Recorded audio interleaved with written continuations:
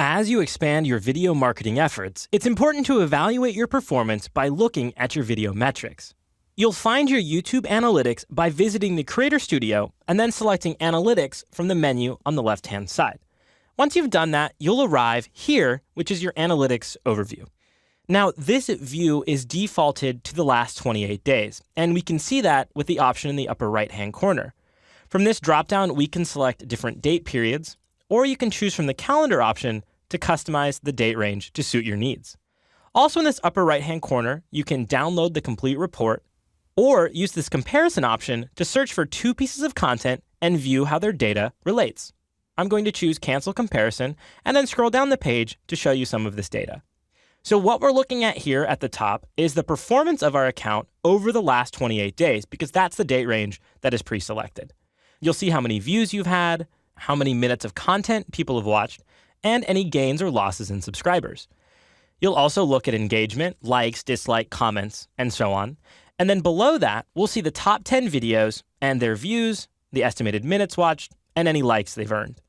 Scrolling down further, you'll have a chance to review demographics so you can see where your views are coming from, and discovery where you can see where your content was watched. In this case, 95% of our content was seen on the YouTube watch page, where just under 5% was embedded players on other websites, meaning someone embedded the YouTube player on their site and someone watched it.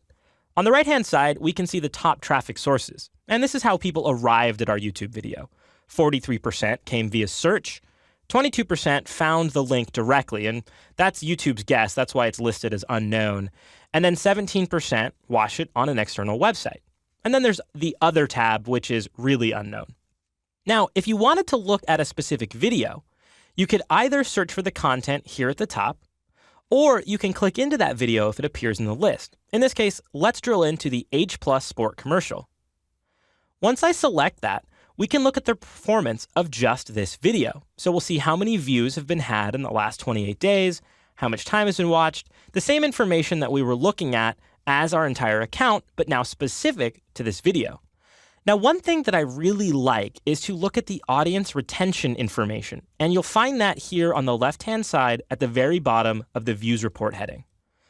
Audience retention is neat because it shows you over time how viewers are retaining. So in other words, how many of them are watching it at 3 seconds in? How many of them are still watching it at 15 seconds in? In this case, 91%.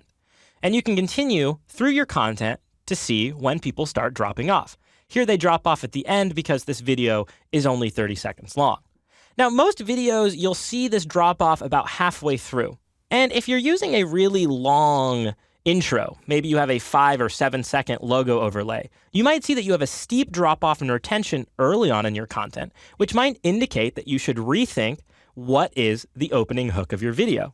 Now, you can also look along this side for other information, traffic sources, subscribers. All of that is specific either to the video that you've selected or to your entire account if you deselect a video. Familiarize yourself with the analytics interface and refer to it often to better understand what your users are interacting with, how they're finding your content, and what areas you might need to improve.